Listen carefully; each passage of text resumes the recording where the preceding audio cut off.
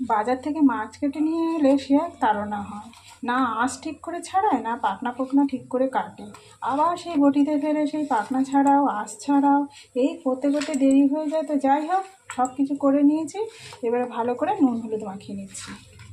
নুন হলুদ ভালো করে মাখানো হয়ে গেলে ভেজে নেওয়ার পালা। কড়াইয়ের তেল একদম গরম হয়ে গেছে, এবার মাছগুলো আমি ছেড়ে দেবো। মাছগুলো একদম হালকা করে ভেজে নেব। তো এইভাবে আমি প্রথমে 4টে মাছ ভেজে নেব।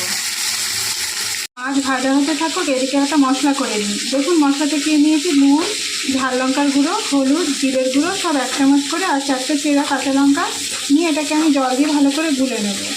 গুলে নিয়ে এটাকে আমি একটু রেখে দেবো। সব মাছ একদম ভালোভাবে ভাজা হয়ে গেছে, এইভাবে হালকা করে মাছগুলো ভেজে নিতে হবে। ভাজা তেলে কিছুটা জিরে ফোড়ন দিয়ে দিলাম। জিরেটা ভালো করে হতে দিতে হবে। দেখুন জিরেটা হয়ে গেছে, এর মধ্যে আমি কেটে রাখা একটা টমেটো দিলাম, দিয়ে এদিকে নাড়াচাড়া করে যে মশলাটা করে রেখেছিলাম ওটা দেবো, দিয়ে ভালো করে তাকে কষাতে হবে। এই সময় ধরে কষিয়ে নেব। মশলাটা একদম কষানো হয়ে গেছে। দেখুন মশলা যত ভালো কষানো হবে রান্না তত ভালো হবে। এর মধ্যে আমি গরম জল দিয়ে দিলাম। এবারে জলটাকে ফুটতে দিতে হবে। এখন টকবক করে ফুটে উঠেছে, এর মধ্যে কেটে রাখা লম্বা করে কেটে রেখেছি একটা বেগুন এর মধ্যে দিয়ে দিলাম, দিয়ে একটু চাপা দিয়ে রেখে দেবো।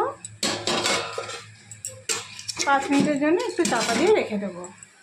ঢাকনা সরিয়ে দিয়েছি, বেগুন অনেকটা সিদ্ধ হয়ে গেছে। এবারে ভেজে রাখা মাছগুলো দিয়ে দেবো। ভেজে রাখা মাছগুলো দিয়ে আর কিন্তু ঢাকা দেবো না, একটু ফুটতে দিতে হবে।